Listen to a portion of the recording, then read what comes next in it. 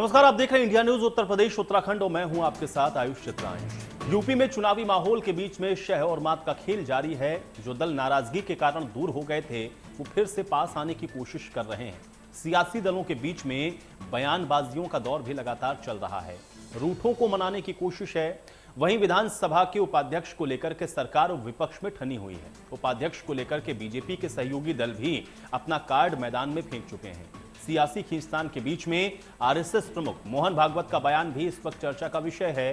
क्यों नागपुर में दिए गए बयान पर यूपी में कोहराम है, ये सब हम आपको बताएंगे हमारे इस खास प्रोग्राम 22 का अग्निपथ में।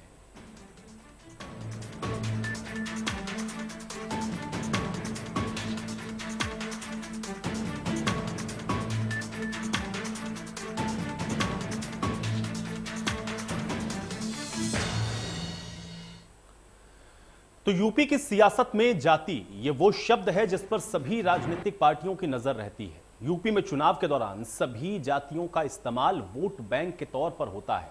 इन सब के बीच यूपी विधानसभा में करीब 14 साल के बाद उपाध्यक्ष का चुनाव होना है, लेकिन इस चुनाव को लेकर के लगातार बयानबाजी हो रही है। बीजेपी के सहयोगी दल उपाध्यक्ष के चुनाव पर सवाल उठा रहे हैं। तो क्या है विधानसभा उपाध्यक्ष के लिए सियासी गणित, इस रिपोर्ट में देखिए।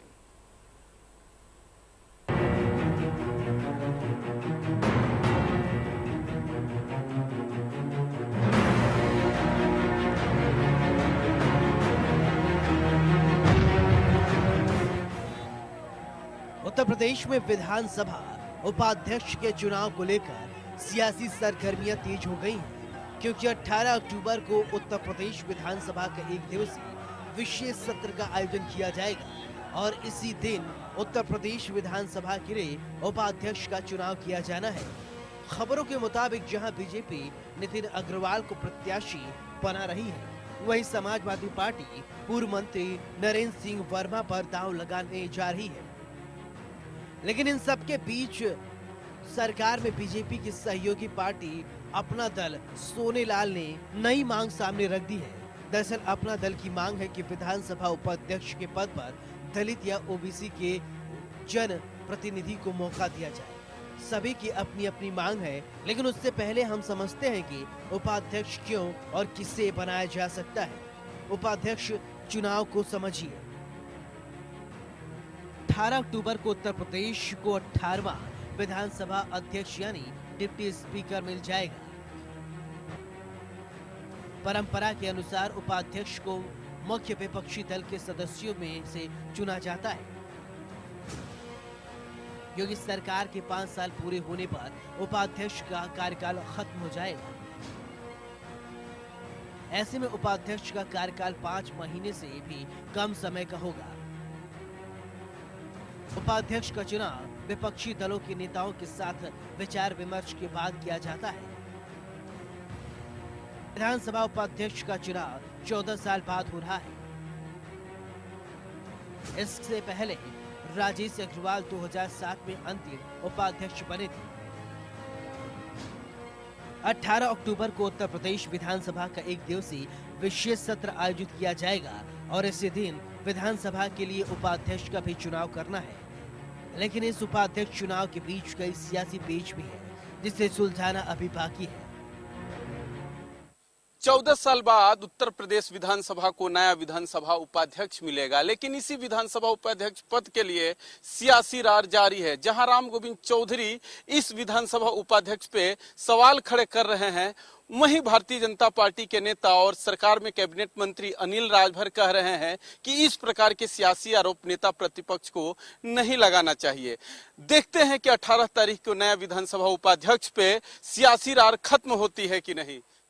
वैसे तो उपाध्यक्ष के चुनाव के लिए विपक्षी भी दांव ठोक रहे हैं, जो बीजेपी के सहयोगी अपना दल के जातिगत कार्ड पेश कर दिया है।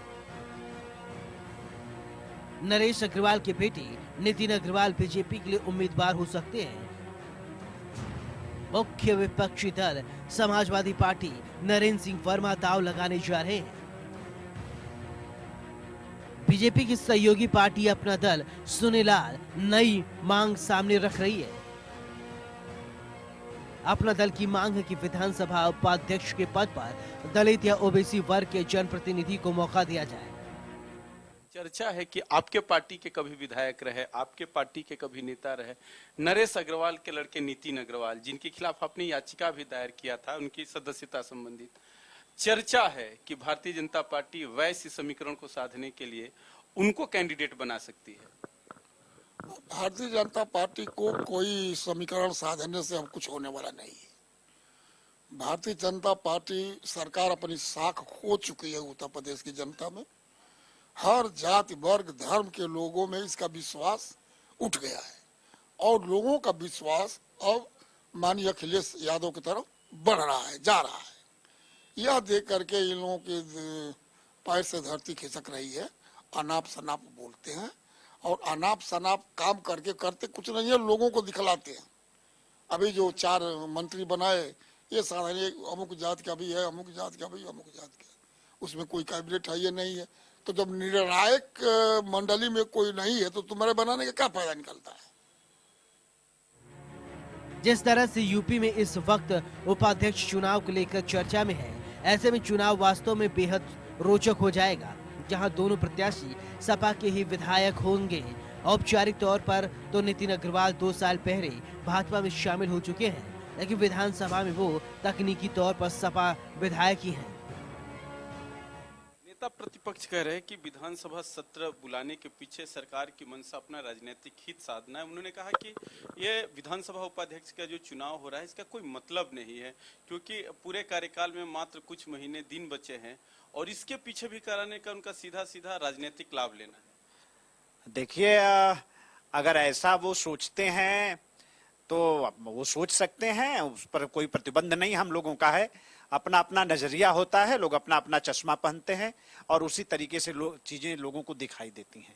लेकिन हम सब लोग इस तरह का कभी भारतीय जनता पार्टी ने और योगी जी की सरकार ने इस तरह का कभी भी, आपने बीच में भी देखा होगा कि महात्मा गांधी जी की एक जयंती आई तो उस पर भी हम लोगों ने कितना बड़ा सत्र बुलाकर एक इतिहास बनाने का काम हम लोगों ने किया। तो इस तरह की बात को और संकीर्ण भावनाओं के साथ जोड़ने का ये जो तरीका है ये ठीक नहीं है। नितिन अग्रवाल को उम्मीदवार बनाने के पीछे कई सियासी गणित भी है। समाजवादी पार्टी के राष्ट्रीय अध्यक्ष अखिलेश यादव हरदोई दौरे के बीच में नरेश अग्रवाल को उन्हें पार्टी में वापस आने तक का ऑफर दे दिया है। बीजेपी ने अब उनके बेटे नितिन अग्रवाल को भी विधानसभा उपाध्यक्ष का प्रत्याशी बनाने का मन बना लिया है। बीजेपी 2022 में चुनाव से पहले नितिन अग्रवाल को उपाध्यक्ष बनाकर सूबे के वैश्य समुदाय को बड़ा सियासी संदेश देने की रणनीति में है। बीजेपी की इस मंशा पर अब अपना दल पलीता लगाती नजर आ रही है और पिछड़े या दलित कार्ड खेल सकती है।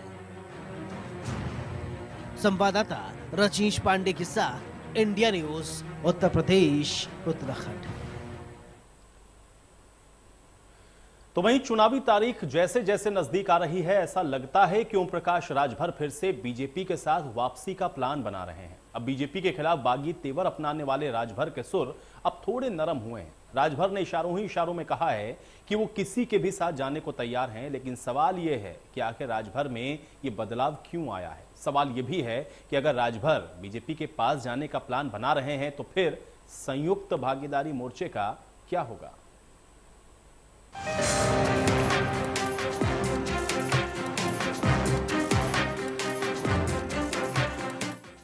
उत्तर प्रदेश विधानसभा चुनाव के लिए राजनीतिक दलों के बीच शह और मात का खेल शुरू हो गया है।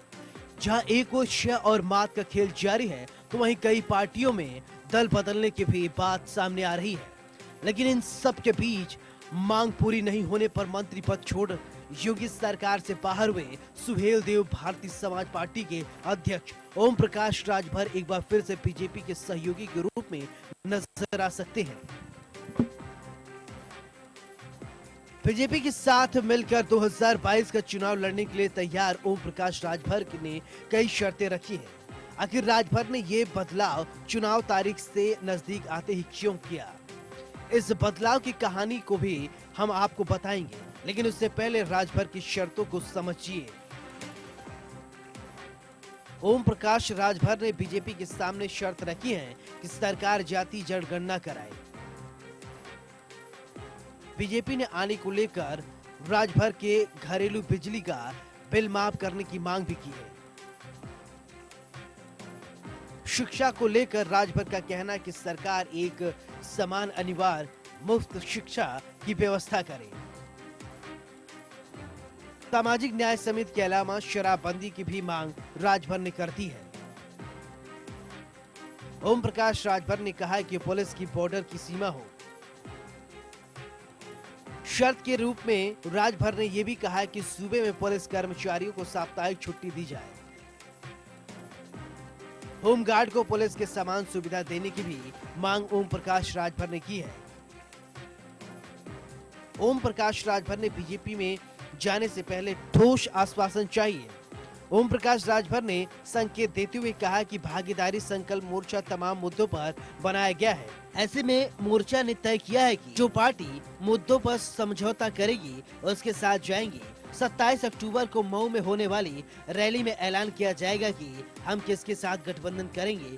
उन्होंने कहा कि कॉन्फ्रेंस के बाद अभी भागीदारी संकल्प मोर्चा के नेताओं के साथ बैठक होगी और फिर आगे की रणनीति पर चर्चा होगी। प्रदेश में जो सामाजिक न्याय समिति की रिपोर्ट है, उस रिपोर्ट को लागू करने के सवाल पे देश में पिछड़ी जाति की जातिवार जनगणना के सवाल पे, प्रदेश में घरेलू बिजली का बिल माफ करने के सवाल पे, एक समान अनिवार्य स्नातकोत्तर तक फ्री शिक्षा के सवाल पे, पुलिस की बॉर्डर सीमा समाप्त करने के सवाल पे, पुलिस विभाग का जो संगठन पे रोक है उसकी बहाली के सवाल पे, होमगार्ड, पीआरडी और ग्रामीण चौकीदार पुलिस के बराबर उनको भी मदद करने के सवाल पे भागीदारी संकल्प मोर्चा ये तय किया है कि हम लोग इस मुद्दे पर जो भी पार्टी समझौता करना चाहेगी 27 अक्टूबर 2021 को जनपद मऊ के हल्दरपुर के मैदान में उस साथी के साथ घोषणा की जाएगी। एक और जहां राजभर बीजेपी में आने के संकेत दे रहे हैं, वहीं राजभर के बीजेपी में आने की बात को बीजेपी खास तवज्जो नहीं दे रही है। बीजेपी का कहना है कि राजभर का राजनीतिक जनाधार नहीं है, इसलिए वो बार बार कुछ न कुछ बयान देते रहते हैं। कभी आपके सहयोगी रहे ओम प्रकाश राजभर जी आज प्रेस कॉन्फ्रेंस में ऐलान किए हैं कि 27 तारीख को हम तय करेंगे किसके साथ जाएंगे। आपके पुराने सहयोगी रहे हैं, व्यक्तिगत आपसे अच्छे रिश्ते रहे हैं, कुछ बातचीत आगे बढ़ रही है क्या? नहीं, देखिए क्या है कि अब उनको कोई गंभीरता से लेता नहीं है और मुझे तो लगता है कि हमारे मीडिया के क्षेत्र में काम करने वाले भाई रात दिन परिश्रम करते हैं, तो मुझे तो लगता है कि वो सिर्फ अपने मीडिया के साथियों के मनोरंजन का साधन भर बन के रह गए हैं। जनता ना ही कोई गंभीरता से लेती है, ना ही कोई गंभीरता से लेता है। और ये कोई पहली बार है ऐसे लोग जो सिद्धांत विहीन बात करते हो, सुबह कुछ, दोपहर को कुछ, शाम को कुछ, आज सुबह फिर अपने बयान से बदल जाते हैं, तो कौन ऐसे लोगों को गंभीरता से लेगा? वो अपना कर रहे हैं, करें, कौन रोक रहा है, करें, कोई हर्ज नहीं। ओम प्रकाश राजभर ने मई 2019 में बीजेपी से नाता तोड़ने के बाद एआईएमआई के प्रमुख असुद्दीन ओवैसी सहित कई छोटी पार्टियों के साथ मिलकर जनाधिकार संकल्प मोर्चा का गठन कर रखा है, लेकिन ओवैसी के चलते कोई भी बड़ी पार्टी राजभर के भागीदारी मोर्चा में शामिल होने को तैयार नहीं है। ऐसे में सूबे के सियासी माहौल में वो बखूबी जानते हैं कि इस भागीदारी मोर्चा के दम पर सीट जीतना कितना मुश्किल है। राजभर के गठबंधन में शामिल दलों का कोई खास जनाधार नहीं है। ऐसे में ओम प्रकाश राजभर के सामने पिछले चुनाव नतीजों को दोहराने की भी बड़ी चुनौती है। इसी मद्देनजर ओम प्रकाश राजभर यूपी में सत्ता से लेकर बीजेपी तक से गठबंधन करने तक का ऑफर दे रहे हैं। Bureau report, India news, Uttar Pradesh, Uttarakhand.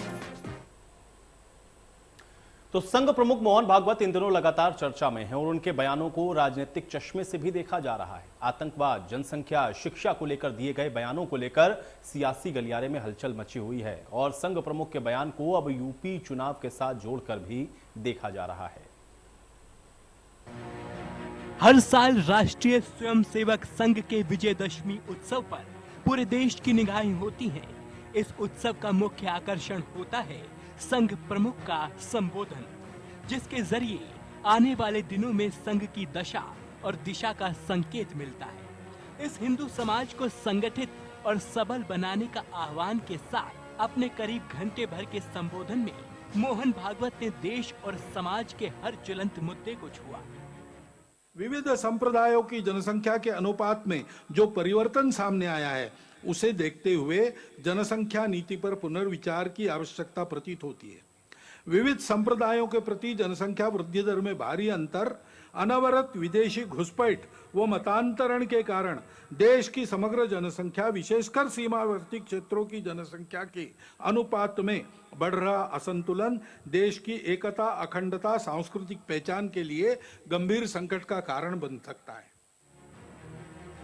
RSS के स्थापना दिवस और विजयादशमी के मौके पर संघ प्रमुख मोहन भागवत ने नागपुर में संबोधन दिया।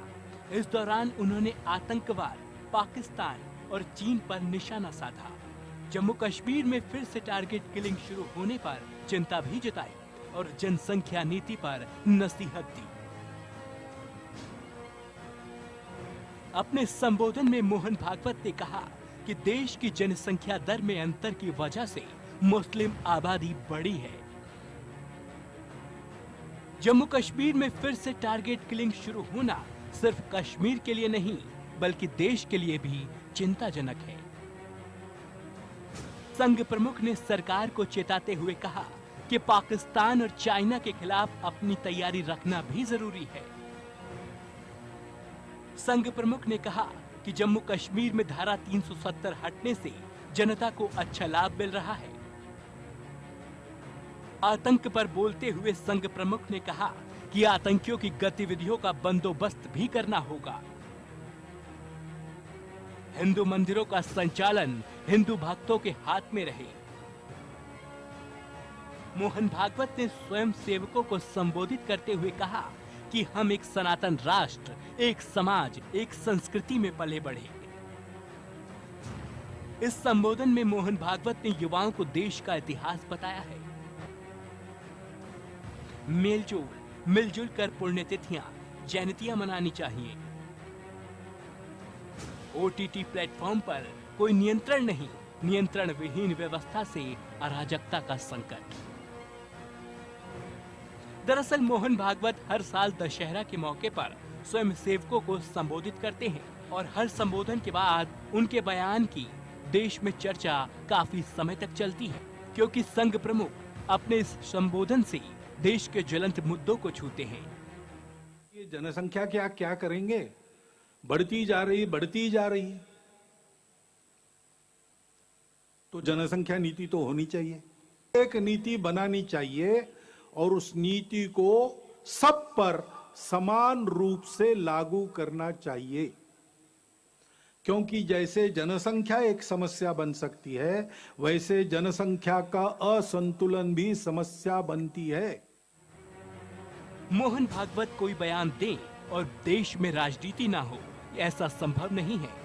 संघ प्रमुख ने कश्मीर से लेकर कन्याकुमारी तक जो मुद्दे देश से जुड़े हैं, इसमें सियासत होना भी लाजमी है। इसलिए मोहन भागवत के इन बयानों से कई मायने निकाले जा रहे हैं। सब अपने उन हिंदू पूर्वजों के वंशज है जो इस विविधता को एकता का ही आविष्कार मानकर सबका स्वीकार सम्मान करते थे, आपस में प्रेम से मिलजुल कर रहते थे और सभी एक दूसरे का आदर करके चलते थे। संघ प्रमुख मोहन भागवत के बयान पर सियासी दलों के चश्मे चमकने लगे हैं और हर दल मोहन भागवत के बयान को सियासी चश्मे से देख रहा है। Bureau report, India news, Uttar Pradesh, Uttarakhand. और चलिए इसी के साथ 22 का अग्निपथ में मेरे साथ फिलहाल इतना ही।